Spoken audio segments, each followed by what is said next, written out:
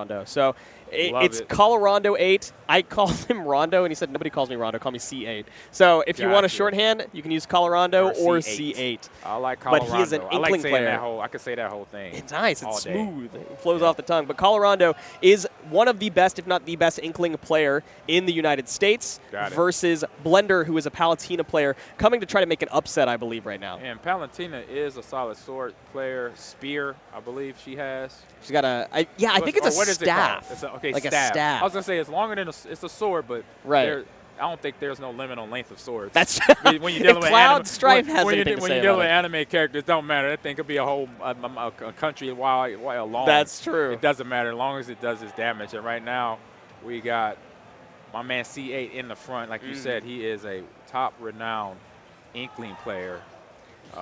And is doing really good right now. Yep, and this is definitely a situation where Blender is not expected to win, but if you can make the upset, it is a big deal. You know, this is the part of bracket where if you can make an upset against a player that has some sort of name recognition, your path gets a little bit easier in some ways and a little bit harder in other ways, but you finally put yourself on the map. So you're basically saying, I could reference this because I did it for 12 years, so I could reference that first time Pat Mahomes played against Tom Brady. It's similar, yeah. Yes. I could definitely say that. And it was like 2020.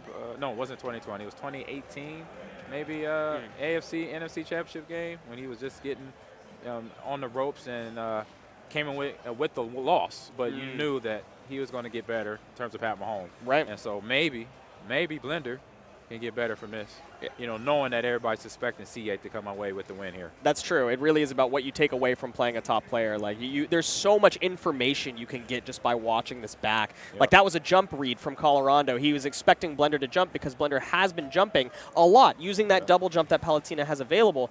And every time Colorondo has been calling it out. That's something that top players can do. They can condition you, pay attention to your options, and if you're not mixing them up enough, especially on defense, you're going to get eaten alive. Yeah, and that when you have a good player like that, and it doesn't matter the game, when they can actually read your movement, that just shows you how good that player is. You know, how much time they put into watching VODs, to even their own gameplay when they play, making sure they're efficient in their movement. Because in fighting game, movements, the efficiency has to be very high. Because if there are any wasted movements in a fight match of any game, for that matter, you will get damage dealt. You will get punished, in other words. That's very true. Yeah, and it's even more so in Smash because there's so many other movement options, like multiple jumps, like drifting in and out, that if you make a mistake, the punish is that much harder. And punish Colorondo did, taking a very clean 2-stock win over Blender in the game 1. Yep. And players are conversating right now. C8 giving Blender probably some useful information there in terms of how he played. You know, maybe congratulate him, but also saying, you know, it's a couple moves, whatever, that could help you in the next match against me here. Coming up in the next match, we got Majestic Souls versus Keen after Colorondo8 and Blender going to their second match, and we see who comes with the win. I'm going to always say that because you never know. Yeah, it is. You absolutely can never know. There's a chance of a comeback at any moment, especially because the thing that happens in between the games is that the player that just won will ban a couple of the legal stages, and then the player that lost will counterpick whatever stage that they have. This could be the opportunity for Blender to return to form, to get a game off of Colorondo8 because he gets to go to a stage that is better for his character or that he's more comfortable at. Yep. And sometimes, even if it's comfortable or not, you got to learn how to play uncomfortable. That's true. Especially against a good player. I say any good player in any game, they're going to know how to play anywhere, regardless of the platforms, what's there and what's not. So just be ready for their best matchup.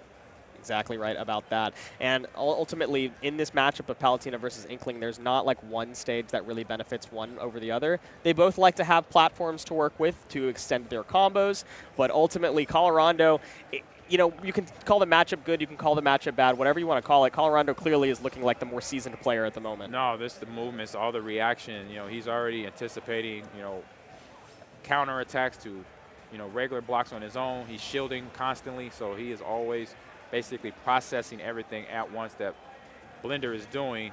As soon as Blender thinks he has the upper hand, he doesn't. You know, C8 is defending it, and right there he gets the first stock.